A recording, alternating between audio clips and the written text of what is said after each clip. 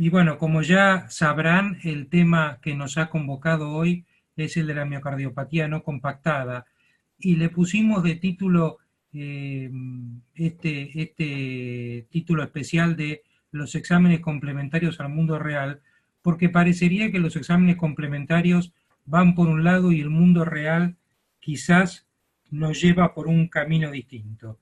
La realidad es que ustedes saben, la miocardiopatía no compactada empezó a popularizarse desde ya unas décadas.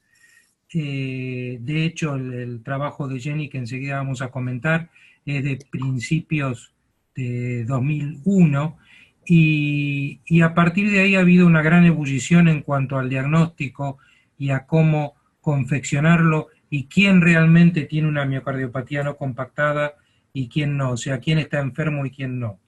Ustedes recordarán esto solamente a título recordatorio, que existen básicamente tres criterios para el diagnóstico. El criterio de Chin, que digamos compara todo el espesor del miocardio, o mejor dicho, la parte compacta, contra todo el espesor entero, incluyendo la parte compacta y la no compacta, y eso tenía que ser menor a 0,5. Los criterios de Chin han sido rápidamente abandonados y han sido suplidos por los criterios de Jenny, que son los que actualmente se usan o que tienen más uso. Y acá nos vamos a detener un poquito. Fíjense que Jenny lo que nos propone es comparar la parte compacta con la no compacta, y él dice que si la parte no compactada, o sea, la parte con trabeculaciones, es más de 2 veces la parte compacta, es un fuerte indicio a favor de miocardio no compacto, y que los espacios entre las trabéculas tienen que estar irrigados por sangre que viene desde la cavidad. El tema es que específicamente la propuesta de Jenny es que esto sea medido a fin de sístole, es decir, con el ventrículo contraído y en un eje corto a nivel apical. La verdad que esto es bastante difícil de ver a veces y de poder diferenciar dónde está el límite entre la parte compacta y la no compacta. Y además tengamos en cuenta que todos los trabajos que vamos a mencionar, no solamente el de Jenny, han sido hechos con una cantidad pequeña de pacientes. En el caso específico de la publicación original de Jenny, se incluyeron 34 pacientes con diagnóstico de miocardio no compactado. Posteriormente, Stolberger hizo algo bastante interesante, viendo las dificultades que había con los criterios de Jenny, como les dije antes, poder diferenciar entre las capas, y analizó algo más de 400 necropsias de pacientes que habían, o de personas que habían muerto por diversas causas, no de miocardio no compacto, sino personas que habían fallecido por diversas cosas, y lo que encontró es que ninguno de estos pacientes, bueno, perfecto, vamos a ir entonces redondeando esto. Yo les decía que Stolberger hizo algo muy interesante, que fue analizar algo más de 400 necropsias, y vio que ningún paciente que había fallecido de causas diversas tenía más de 3 trabéculas en el ventrículo. Por lo tanto, ella propuso que un paciente que tuviera más de 3, o sea, 4 trabéculas o más, separadas por fuertes recesos entre las trabéculas y conectadas con la cavidad, o sea, que se perfundieran de sangre desde la cavidad, eran anormales y por lo tanto eran compatibles con el diagnóstico de miocardio no compacto. Esto que estamos viendo es algo para mostrarles la figura de la izquierda. Es un miocardio no compacto, un paciente con una miocardiopatía no compacta, y separar acá o diferenciar la parte compacta de la no compacta es realmente muy sencillo. Un poco más difícil es en el paciente de la derecha aplicar los criterios de Jenny, porque cuando el ventrículo está en sístole, todas las trabéculas se aprietan, y poder diferenciar dónde termina la parte compacta y dónde empieza la no compacta es bastante más difícil. Es decir, que con todos estos criterios tenemos grandes limitaciones. Como yo decía alguna vez en alguna charla hablando de este tema, la realidad es que estamos tratando de definir una patología que ni siquiera sabemos si es genética, qué origen tiene, cómo se inicia, con solamente un criterio y un punto de corte duro, lo cual lo hace bastante difícil. De hecho, este clásico trabajo del 2008 nos mostraba que de 47 pacientes que teóricamente tenían algún criterio de no compactación, solamente un tercio de ellos aproximadamente cumplía los tres criterios que acabamos de mencionar, los de Chin, los de Jenny y los de Stolberger. Con lo cual, digamos, el diagnóstico basado exclusivamente en estos criterios, por lo menos es para poner en duda.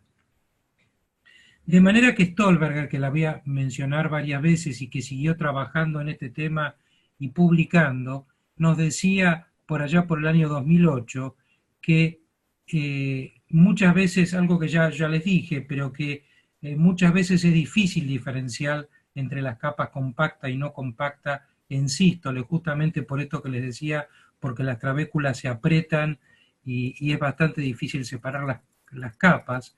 Que muchas veces es muy difícil hacer un eje corto a nivel apical sin angular demasiado el transductor, lo cual lo hace particularmente más difícil, que se nos agregan a veces trabeculaciones y tendones falsos que nos generan dudas y que por supuesto la resolución del equipo y la ventana que tengamos del paciente influyen mucho en que podamos hacer diagnóstico. Por eso ella proponía hacer, se pasó la diapositiva, vamos a ver si podemos volver para atrás. Bueno, si no, no importa. Ella proponía hacer el diagnóstico en base a definitivo, posible o probable, y entonces nos decía que básicamente había que sumar los criterios de Jenny y los criterios de ella, o sea, les recuerdo los de Jenny, la relación entre las dos capas en eje corto, en sístole, y los criterios de Stolberger más de, a partir de 4 trabéculas y con fuertes recesos entre ellas. Entonces nos decía que si se reunían los dos criterios, el diagnóstico de miocardio compacto podía ser tomado como definitivo, y si no, no. Esto está todo muy bien, pero seguimos teniendo, aún usando esos dos criterios, un punto de corte muy duro.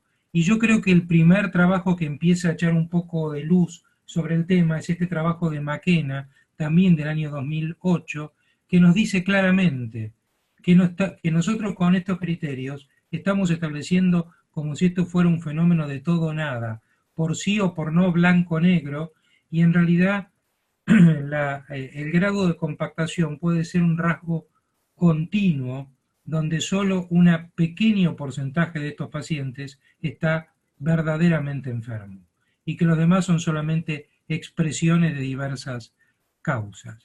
Esto es muy interesante, sin embargo, durante algún tiempo seguimos empecinados en tener criterios de corte rígidos y bueno, en toda esta época tuvo un gran desarrollo y una gran prominencia la resonancia.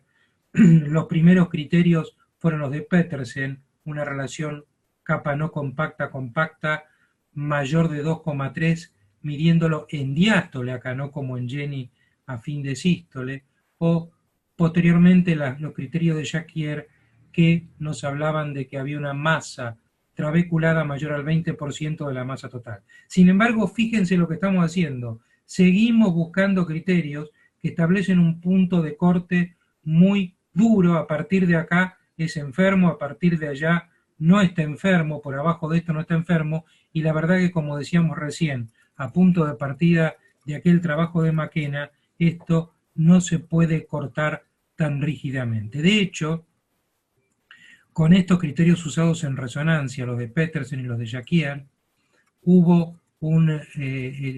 eran demasiado sensibles, mucho más sensibles que el eco, y empezaron a aparecer trabajos que nos decían que la resonancia magnética es demasiado sensible usando estos criterios y conducía al sobrediagnóstico. Todos hemos tenido todos hemos asistido al sobrediagnóstico del miocardio no compacto basado en estos criterios.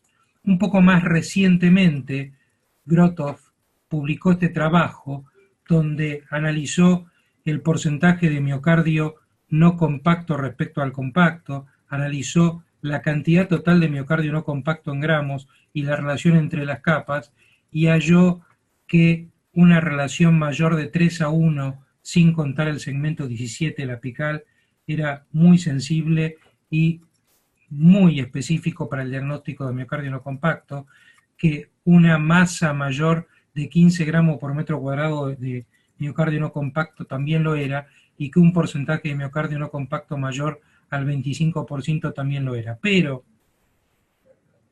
voy a hacerles una salvedad. Seguimos con criterios de corte muy duros y otra salvedad. Este trabajo fue hecho solamente sobre 12 pacientes, lo cual por lo menos pone en duda algunas de las cosas.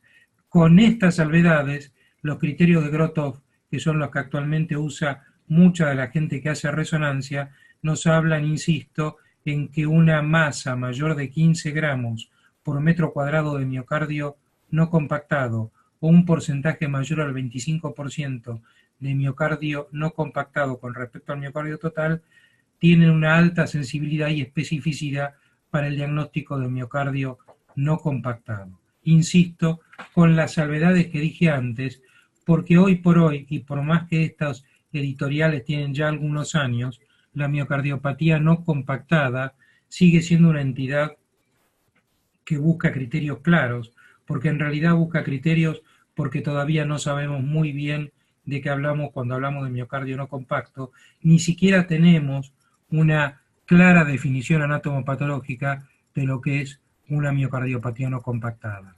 A tal punto ocurre esto que nos vamos a encontrar clasificaciones donde claramente la miocardiopatía no compactada está incluida dentro de las miocardiopatías de origen genético, y otras clasificaciones donde ni siquiera se animan a clasificarla como adquirida, como genética, como qué, porque la verdad es que en muchos casos no puede ser incluida dentro de ninguna de los compartimentos que se han creado en las clasificaciones. La realidad es que esto de clasificarla como una miocardiopatía genética genera dudas. Este trabajo también de Stolberger, por eso le dije que la íbamos a nombrar varias veces, si bien eran pocos pacientes, también nos decía que ellos lograron encontrar una patología familiar en solamente aproximadamente un tercio de los pacientes, y que muchos de estos pacientes podían tener una miocardiopatía distinta o no tener nada que lo asocia a la miocardiopatía no compactada de estos pacientes. Entonces, la primera pregunta que nos hacemos es, para tratar de empezar a echar luz sobre toda esta confusión que les presenté hasta ahora, que no ha sido más que cosas confusas. Primera pregunta, ¿la miocardiopatía no compactada es una entidad genética o no? Bueno, la respuesta quizás está en este mismo trabajo de Stolberger, que halló una relación en el 27% de los pacientes. Esto claramente, el video que está arriba es el video de una madre, y los dos videos que están abajo son los videos, las grabaciones de dos de sus hijos. La mujer tiene 3 hijos, y los 3 hijos, en este caso acá hay solamente 2, pero los 3 hijos y la madre tienen claramente un miocardio no compacto. Cuando uno ve esto dice, bueno, por supuesto, esto es una entidad genética, si no es imposible de explicar que la madre y sus 3 hijos tengan lo mismo. Esto está dentro del 27% que nos hablaba Stolberger. Ahora, cuando uno ve el paciente, vamos a tratar de pasar a la diapositiva, ahí está, el paciente que sigue, esta paciente es una paciente que, si bien ustedes miran el video en movimiento, tiene claramente algo que podríamos catalogar de no compacto. Es una paciente de 84 años. que estuvo totalmente asintomática hasta 6 meses antes de este estudio, en el que tiene claramente además una disfunción sistólica del ventrículo izquierdo. Y yo me pregunto, ¿es razonable pensar que esta mujer a los 84 años le apareció esto y esto es una entidad genética? Bueno, por lo menos, al menos, es para ponerlo en duda. Quizás esta mujer esté dentro del otro 70% que no tenía una relación familiar que nos mostraba, una relación genética que nos mostraba Stolberger, porque esta mujer, además de sus 84 años, no tenía ningún antecedente de cardiopatía o de muerte joven de origen cardíaco en la familia. La realidad es que la miocardiopatía no compactada es una entidad genéticamente heterogénea y que podría ser la expresión morfológica de distintas patologías. Quizás una parte de ella, ese tercio que venimos insistiendo tanto, quizás tenga una base genética clara, pero quizás el otro 70% sea una expresión de distintas patologías. Incluso podría tratarse de una enfermedad adquirida, como llegó a decir el propio Jenny en una editorial hace algunos años atrás. Entonces, la siguiente pregunta, la primera que nos hicimos era si era genética. Bueno, por lo menos parece ser genética en alguna parte de los casos, no en todos los casos. La siguiente pregunta que nos vamos a hacer ahora, ¿existe la miocardiopatía no compactada adquirida, que obviamente no tendría ninguna base genética? Bueno, todo parecería decir que sí, y los que defienden esta postura de que un porcentaje no despreciable de los pacientes tienen una miocardiopatía no compactada adquirida, ¿qué es lo que postulan? Postulan que en realidad el miocardio no compacto podría ser un intento del miocardio alterado para aumentar su masa. Ustedes saben que cuando el ventrículo se deteriora en su función y se dilata, aumenta la tensión parietal y un intento de hipertrofiar para disminuir la tensión parietal hace que esta hipertrofia sea inadecuada y se produzca una hipertrabeculación más que una hipertrofia verdadera en algunos casos. Y por lo tanto, los que postulan esto dicen que la miocardiopatía no compactada sería el resultado de la alteración de la performance cardíaca más que la causa de la alteración de la función ventricular. Y esta hipótesis estaría reforzada, como vamos a ver enseguida en algunos casos, por la aparición de miocardio no compacto durante el embarazo y durante el entrenamiento en atletas que regresan hacia la desaparición del miocardio no compacto cuando suspenden el entrenamiento. Miremos como ejemplo este caso. Este es un paciente nuestro, y como ven esto es una resonancia. Este es un paciente nuestro joven que desarrolló una miocarditis o sufrió una miocarditis. El video de arriba es durante el proceso miocardítico con una todavía gran alteración de la función sistólica del ventrículo izquierdo y, por supuesto, esto ya tenía algún tiempo de desarrollo, y la aparición de esta hipertrabeculación que ven acá fundamentalmente lateral y septal apical. Algunos meses después, con el intenso tratamiento para la insuficiencia cardíaca que tenía y el mejoramiento de los diámetros y en alguna medida también de la fracción de eyección, fíjense cómo disminuye la trabeculación que tenía solamente alrededor de 6 meses antes.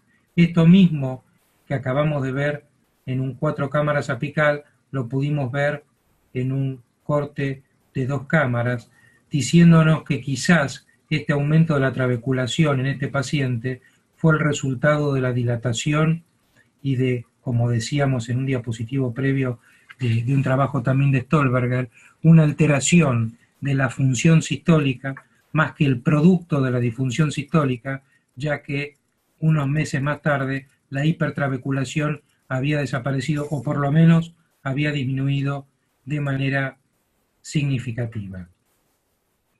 Nombramos también el embarazo. Ustedes recordarán que las embarazadas hacia el séptimo mes aumentan de manera significativa la volemia y algunas pacientes tienen cierta dilatación de las cavidades. Este es un trabajo muy interesante publicado en 2014 que nos mostraba que en un estudio donde estudiaron a 102 primíparas previamente normales antes del embarazo, aproximadamente un cuarto de ellas desarrollaron una hipertrabeculación, pero 8 pacientes, o sea, si partimos de 102, aproximadamente un 8%, desarrollaron tal hipertrabeculación que cumplían los criterios de miocardio no compacto.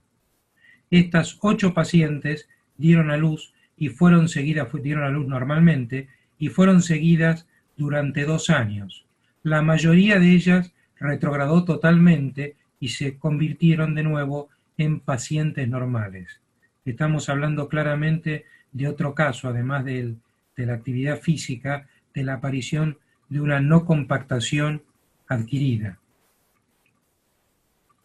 Esto está tomado de ese mismo trabajo. Pueden ver lo que pasa en el primer trimestre todavía sin no compactación, o sea, normal. En el tercer trimestre, con el aumento de la volemia y cierta dilatación del ventrículo, aparece la hipertrabeculación, y en el posparto vuelve a desaparecer la hipertrabeculación.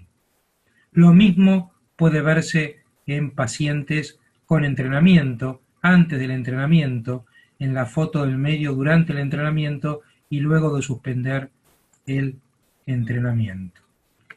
Es interesante porque este tema se ha tomado y se ha estudiado un poco más ampliamente, y este trabajo publicado en el 2013 nos mostraba que entre 1.146 atletas había 93, o sea un 8%, que cumplían los criterios de Jenny y de Chin de no compactación. Fíjense qué casualidad, ¿no? El 8% de 1.146 atletas cumplían criterios de no compactación. Y cuando yo les mencioné recién a las embarazadas, también era un 8% la que desarrollaron hipertrabeculación con criterios de no compactación. ¿Cuáles eran las características de estos 8 pacientes que cumplían criterios? Que estaban totalmente asintomáticos y que tenían una distribución de las trabéculas similar distinta a las del miocardio no compacto. O sea, ustedes saben que el miocardio no compacto, la mayor parte de las trabéculas se halla en el segmento lateral apical. Tenían una distribución distinta, estaban totalmente asintomáticos y eran el 8%. Ahora, estudiaron 415 sedentarios normales.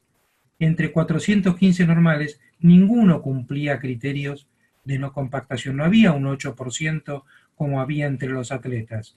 Si esto fuera simplemente una aparición, una variante normal entre la población, también tendrían que aparecer entre los sedentarios normales. Sin embargo, no era así. Y cuando analizaron 75 pacientes que cumplían claramente los criterios de no compactación, estos pacientes tenían una fracción de eyección más baja que los atletas y 2/3 de ellos tenía síntomas. Y cuando decimos síntomas, nos referimos a que tenían o arritmias o síntomas de insuficiencia cardíaca o habían tenido algún episodio embólico. De manera que en base a esto se propuso recientemente este algoritmo que puede parecer un poco pesado para leerlo, pero que nos dice que atletas asintomáticos con criterios de no compactación, si tienen una fracción de eyección mayor al 50%, es decir, normal, sin historia familiar, sin arritmias ni síncopes y con función diastólica normal, no deberían ser separados de la actividad física. Solamente aquellos con fracción de eyección disminuida, con una historia familiar de arritmias, o que por supuesto tengan una resonancia patológica por realce tardío, deberían ser estudiados más profundamente y eventualmente restringirles la actividad física, por lo menos la actividad física intensa. Un hecho que está poco levantado en la literatura, pero que nosotros vimos en un trabajo que publicamos hace ya algunos años, que los pacientes que realmente tienen un miocardio no compacto, más allá de la relación entre ellos, tiene un espesor de la capa compacta claramente disminuido. Fíjense en esta serie nuestra, no era una serie grande, pero todos los pacientes con miocardio no compacto, con función sistólica conservada o sin ella, tenían una capa compacta de alrededor de 3,6 milímetros de espesor. Por lo tanto, nosotros en aquel momento postulamos que un espesor de la parte compacta menor de 5 milímetros era un fuerte indicio a favor de no compactación, por supuesto, siempre y cuando se cumplieran los demás criterios. ¿Qué pasa con las nuevas técnicas? Bueno, también ha habido trabajos que han tratado de ver si podían aportarnos algo, y básicamente los trabajos se han centrado en la alteración de la rotación en estos pacientes, y como resultado de la alteración de la rotación, una reducción significativa de la torsión, que incluso en algunos pacientes puede estar desaparecida. Hay básicamente dos trabajos que han publicado esto. Este tema en los últimos tiempos no ha tenido demasiada difusión, pero básicamente los dos trabajos hablan de una reducción en la rotación apical y de una reducción de la torsión, que hace que incluso en algunos casos esté totalmente desaparecida y la base y el ápex roten en el mismo sentido. Acá también les voy a mostrar algún ejemplo. Estos son dos pacientes distintos, que ahora enseguida les voy a decir qué son. Estos dos pacientes tenían un diámetro, un volumen del ventrículo izquierdo, porque en realidad lo hicimos por tridimensional, un volumen y una fracción de eyección similar. Tenían alrededor de 53% de fracción de eyección por eco tridimensional en ambos casos, y esta es la rotación a nivel basal que tenían los dos pacientes. Fíjense que el paciente de la derecha, la línea de puntos blancas es el resultado de todos los segmentos. El paciente de la derecha tiene algún grado de rotación hacia el final de la onda T, mientras que el paciente de la izquierda, hacia el final de la onda T, la rotación resultante está muy cercana al cero. Cuando vemos, a ver si pasa la diapositiva, acá está. Cuando vemos, bueno, pasó de largo, pero no importa. Cuando vemos la rotación en el ápex, pasa algo parecido, y el resultado, les pido que se fijen en los dos gráficos de arriba, el resultado es que el paciente de la izquierda tiene una torsión prácticamente de cero, y el paciente de la derecha tiene una torsión de alrededor de 6 grados, o sea, si bien está disminuida, no está desaparecida. Bueno, le cuento que son estos dos pacientes. El paciente de la izquierda con una rotación disminuida y que nos salteamos la rotación del ápex, pero con una rotación del ápex en el mismo sentido que la rotación basal, era un paciente de 21 años que bueno, tenía un ventrículo, si bien el volumen era similar, tenía un ventrículo bastante más esférico, aunque estaba totalmente asintomático y hacía deportes. El paciente de la derecha es una mujer de 62 años, totalmente asintomática. ¿Qué diferencia? ¿Por qué puse estos dos pacientes? Porque la paciente de la derecha, que tenía la rotación algo disminuida pero conservada, la torsión, mejor dicho, algo disminuida para conservada, había superado la prueba del tiempo. Tenía 62 años y había pasado toda la vida sin haber tenido episodios de embolia, sin haber tenido arritmias y sin haber tenido signos de falla de bomba.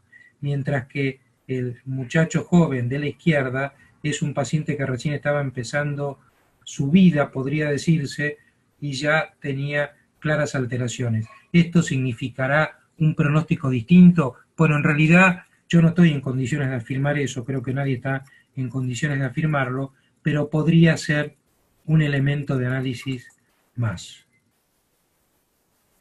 Por lo tanto, esta frase que a mí me parece genial de Einstein, que haz todo tan simple como te sea posible, pero no demasiado simple, está puesta acá para transmitirles que esta cosa de la que estuvimos hablando, de poner tantos límites claros, que si la relación es mayor o menor de 2, que si en resonancia tiene más de 15 gramos de miocardio no compacto, parece que es una extremada simplificación del problema, donde estamos mezclando pacientes quizás con distintas entidades, estamos mezclando pacientes sanos con enfermos, estamos mezclando pacientes con una patología genética, con una alteración adquirida, y los estamos poniendo todos en la misma bolsa. Así que, como decía Einstein, es bueno hacer las cosas simples para que nos salgan mejor, pero no demasiado simple, porque la demasiado simpleza nos termina llevando al error. Por lo tanto, y para ir terminando, redondeando esto, yo separé esto entre mitos y realidades. El mito es que tenemos criterios y diagnósticos precisos y que los mejores son los de resonancia. La realidad es que tenemos que combinar criterios y métodos, que la resonancia también tiene limitaciones y que no hay puntos de corte anatómicos que nos diferencien de manera importante quién está enfermo y quién no, y hay que recurrir a otros criterios como la clínica, los antecedentes familiares, como vimos en el diagrama de flujo, para ver qué recomendábamos a nuestros pacientes deportistas. El segundo mito es que la miocardiopatía no compactada es una enfermedad grave que lleva inexorablemente a la insuficiencia cardíaca, y la realidad es que hay una variedad de formas, desde las formas leves a las graves, como vimos en una de las primeras diapositivas de McKenna. Esto es un continuo y hay formas, entonces decíamos leves o graves, incluso hay formas que podríamos llamarles normales, estas manifestaciones de no compactación de las embarazadas o de los deportistas que cuando suspenden la actividad física se normalizan. Otro mito es que es una enfermedad 100% genética. Hemos visto que no, que hay formas adquiridas que revierten, y que cuando un paciente tiene criterio de miocardio no compacto, debe ser separado siempre de la actividad física, y la realidad es que los pacientes asintomáticos, sin antecedentes familiares ni arritmias, y con una fracción de eyección ventricular izquierda normal, no deberían ser separados de la actividad física, porque vamos a cometer el pecado de limitar la actividad a muchos deportistas profesionales. Así que bueno, con esto termino esta pequeña presentación sobre el tema y quedo a disposición de ustedes si quieren hacer preguntas o discutir algún tema. Muchísimas gracias, doctor Héctor. Ya mismo vamos a compartir a las personas. Excelente, y muchísimas gracias por su magistral presentación. Ahora vamos a revisar si tienen preguntas y ver en la parte de los espectadores también para ver si tienen preguntas. Acá en Facebook Live nos hacían una pregunta, doctor, y nos la hace el doctor Juan Esteban Rey Rueda. Es paciente admitido con síncope cardíaco, se evidencia por resonancia una cardiomiopatía no compactada con radio 2.5. Se sospechó inicialmente Yamaguchi, pero no hay arritmia ventricular sostenida en telemetría. Se inicia una silla de desfibrilador implantable para prevención primaria o muerte súbita. Perdón, hago nuevamente la pregunta. ¿Se indica una desfibrilador implantable para prevención primaria de muerte súbita o se necesita de estudio con electrofisiología? Su fracción de eyección es 60%. Gracias. Su fracción de eyección es de 60%. ¿Entendí? Sí, señor. Bueno, la verdad es que es un caso difícil, en eso no está totalmente definido. Yo creo que habría que ver, si no entendí mal porque el audio no me llegaba muy bien, pero el paciente tuvo un episodio de síncope de causa no explicada, ¿es así? Sí, señor. Si, digamos, si el paciente tiene un episodio de síncope de causa no explicada, pero que podría ser debido a otra cosa que no está claramente constatado que haya sido por una arritmia y no tiene disminución de la fracción de eyección, en principio la indicación de cardiodesfibrilador implantable es al menos dudosa, porque en última instancia habría que seguir las indicaciones de implante de cardiodesfibrilador, sí, bien digo, de implante de cardiodesfibrilador de las demás patologías. La verdad es que es por lo menos dudoso. Ok, muchísimas gracias, doctor. Acá también tenemos otra pregunta de Juan Pablo Flores. Doctor, ¿usted considera que se debe realizar resonancia magnética a todos los pacientes para confirmar o en los pacientes con hipertrabeculación? ¿Considera que solo con los criterios ecocardiográficos o de resonancia magnética se puede realizar diagnóstico de no compactación? ¿O considera que se debe asociar factores genéticos, familiares, síntomas, alteraciones electrocardiográficas? Bueno, yo en eso tengo un criterio bastante definido. Yo, digamos, primero, creo que hay que hacerle resonancia a los pacientes, pero no para confirmar el diagnóstico, porque la resonancia, a mi modo de ver, no es el gol estándar.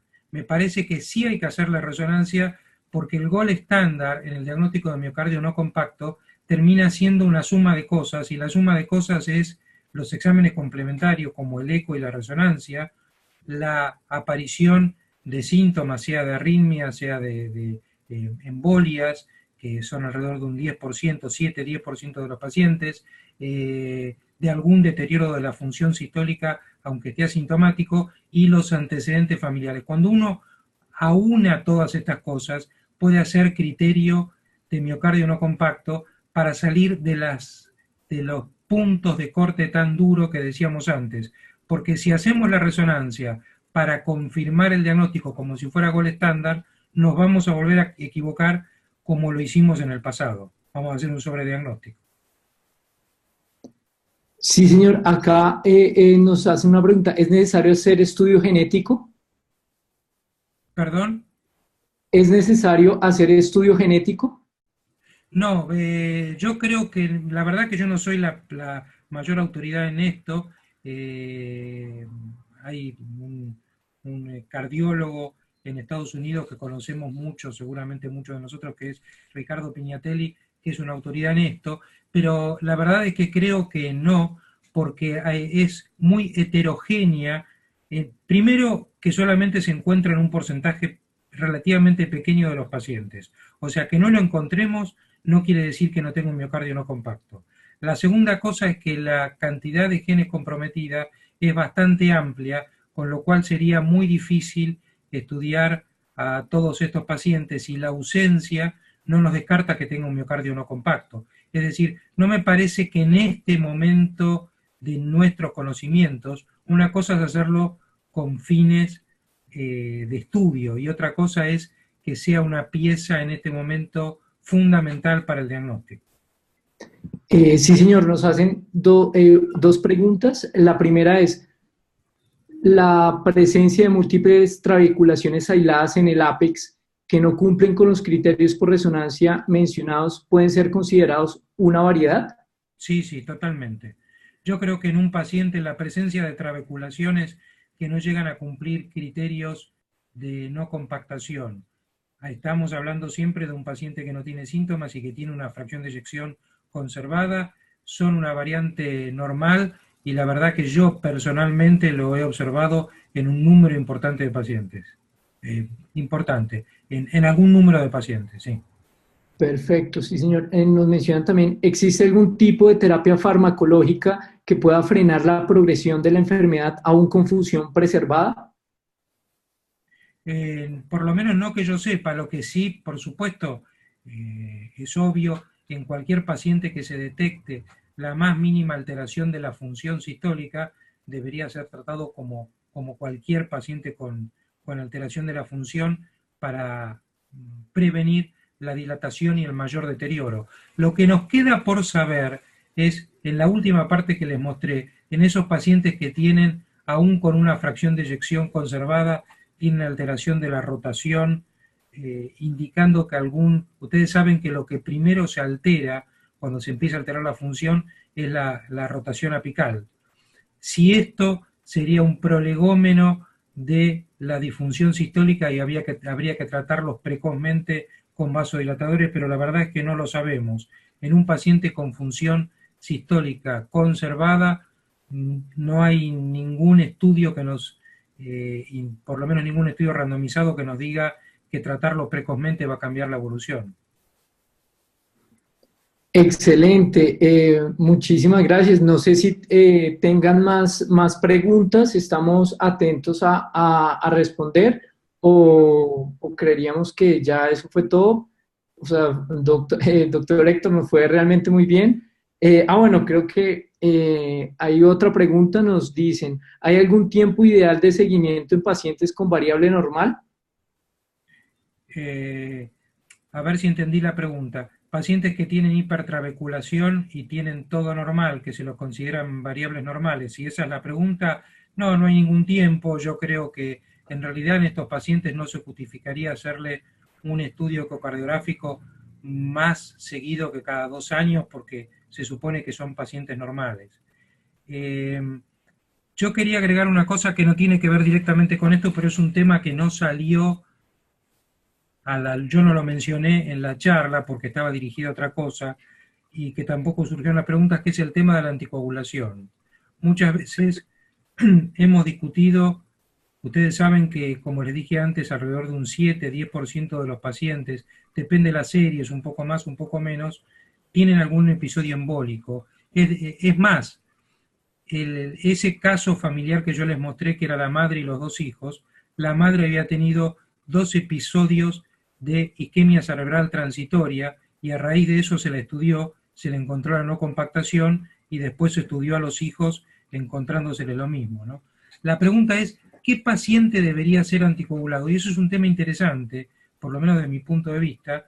Yo creo que debería ser anticoagulado, por supuesto, todo el paciente, todo aquel paciente con miocardio no compacto que tuvo algún presunto episodio isquémico, pero en los pacientes que no tuvieron episodio isquémico, bueno, Jenny propone en una editorial publicada hace algunos años establecer un corte y decir, bueno, los que tienen una fracción de eyección menor de 45%. ¿Hay que anticoagularlos a todos? No. Pero aquellos que nunca han tenido un episodio embólico, pero superan cierto compromiso de la función sistólica que ya es un poco más que leve, es muy probable que debieran ser anticoagulados profilácticamente. Bueno, no sé si hay más Sí, preguntas. señor. Y acá nos hacen unas preguntas, el doctor Guillermo nos hace una pregunta, ¿el patrón de trabeculación no compacta se asocia con otros tipos de hipertrofia, además de las causadas por incrementos de la precarga? Perdón, no entendí la pregunta. Si la hipertrabeculación se asocia con algún otro... Otros, sí, señor, se la repito nuevamente, a lo mejor el audio no está muy bien. El patrón de trabeculación no compacta se asocia con otros tipos de hipertrofia, además de las causadas por incrementos de la precarga. Sí, en realidad no está, eso es otro tema también muy interesante, porque no es que se asocia con otros tipos de hipertrofia o de miocardiopatía hipertrófica, pero lo que sí está claro que hay algunas familias estudiadas donde la expresión fenotípica de un miembro de la familia es una miocardiopatía hipertrófica y hay otro miembro de la familia que tiene una miocardiopatía no compactada, como si fueran quizás una expresión fenotípica de la misma alteración genética o una expresión fenotípica distinta de la misma alteración. En realidad no es que en pacientes con hipertrofia concéntrica se puede ver no compactación. Esto se ve más en las dilataciones y disminución de la función sistólica, pero no tanto en las hipertrofias concéntricas. Si entendí bien la pregunta, creo que la contesté. Ok, sí, señor. Acá nos hacen otra pregunta. ¿Cuándo estaría indicado solicitar ecocardiograma en embarazadas? Eh, también es una pregunta interesante, pero yo creo, en principio, no sé si sería lógico decir que toda embarazada, cuando esto aparece, aparece alrededor del 7º mes del embarazo, que es el momento de mayor sobrecarga de volumen. Yo no diría que el 100% de las embarazadas tendría que tener un eco, no sería tan tajante, pero sí deberíamos estar muy alertas a que ante la aparición de cualquier síntoma, que en muchos casos no va a ser insuficiencia cardíaca, pero que pacientes que tienen aumento de las palpitaciones o cierto tipo de arritmias, uno debería estudiarlas. Más difícil que eso es resolver en cuál de esas pacientes vamos a considerar que es la expresión de un fenómeno normal y cuál vamos a considerar que es realmente patológica. Y la verdad es que eso no lo vamos a saber hasta que no pase el parto y ver si retrograda todo o sigue presente la hipertrabeculación. La verdad es que no lo vamos a saber. Pero por lo menos para estar alertas, yo diría que cualquier embarazada, aunque los síntomas sean mínimos y aunque muchas de ellas se quejen de cierto número de palpitaciones, particularmente en el tercer trimestre, deberían ser estudiadas. Excelente, doctor. Y el doctor Arturo González nos pregunta: buenas noches a todos. Desde ya siempre un placer escucharlo, doctor. ¿Qué opinión le merece los anticoagulantes orales en la miocardiopatía no compactada? Sí, bueno, no habría en principio ningún problema en usarlos porque está demostrado que son efectivos por supuesto no hay trabajos randomizados con miocardiopatía no compactada exclusivamente, pero está demostrado que en prevención de fenómenos embólicos son altamente eficaces los nuevos anticoagulantes orales, así que no necesariamente estos pacientes tienen que estar anticoagulados con Sintrón, con cumarínicos. Ok, sí, señor. Y ya la última, bueno, ya las dos últimas preguntas, el doctor Juan Pablo Flores nos pregunta: ¿considera que el tratamiento de los pacientes con no compactada debe ser diferente a los pacientes con insuficiencia cardíaca según las guías? No, no. Creo que básicamente el paciente con miocardiopatía no compactada sintomático por insuficiencia cardíaca, por supuesto si está sintomático por embolias hay que anticoagularlo y si tiene episodios de muerte súbita, taquicardia ventricular sostenida, hay que poner un cardiodefibrilador implantable, pero nos estamos refiriendo a la insuficiencia cardíaca. El paciente con insuficiencia cardíaca, con deterioro de la función, hay que tratarlo de acuerdo a guías igual que una miocardiopatía dilatada. Perfecto. ¿Se conoce la magnitud del riesgo de embolismo sistémico en la cardiomiopatía no compactada? Si se conoce el riesgo, ¿Se conoce la magnitud del riesgo de embolismo sistémico en la cardiomiopatía no compactada? bueno, yo personalmente revisé, ustedes saben que los casos, los trabajos no son muchos y particularmente no son demasiado numerosos. Yo revisé algo así como 10 series consecutivas y entre todas las embolias reportadas en esos trabajos que revisé, el porcentaje está alrededor de un 7% si uno suma todos los pacientes y todos los episodios de embolias reportadas. Claro, claro que estos episodios reportados son los episodios que tuvieron expresión clínica. Lo que no sabemos y no vamos a saber es si hay microembolias que pasan desapercibidas, pero por lo menos alrededor de un 7% de los pacientes tienen en algún momento de su evolución una embolia con repercusión clínica. Ok, sí, señor, perfecto. No nos aparecieron más preguntas. Nuevamente, doctor, agradecerle por su tiempo, también para compartirles que esta sesión de webinar va a quedar en YouTube, entonces para que la vean próximamente, también se la haremos llegar, doctor.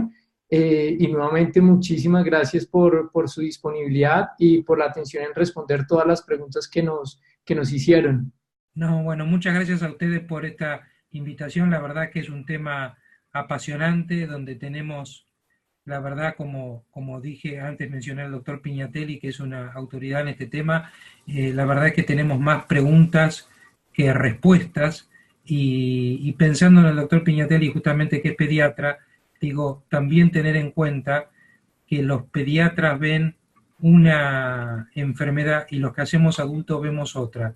Los pediatras ven pacientes mucho más comprometidos y nosotros vemos quizás los sobrevivientes de ese grupo y son los que están menos comprometidos. Así que a veces nos confundimos un poco cuando compartimos mesas con los pediatras. Bueno, muchas gracias a todos y bueno, nuevamente, gracias al doctor Rodríguez, gracias a la Sociedad Colombiana de Cardiología por permitirme esta presentación. Muchas gracias. Tenía un miocardio, en el miocardio más de 3 trabéculas.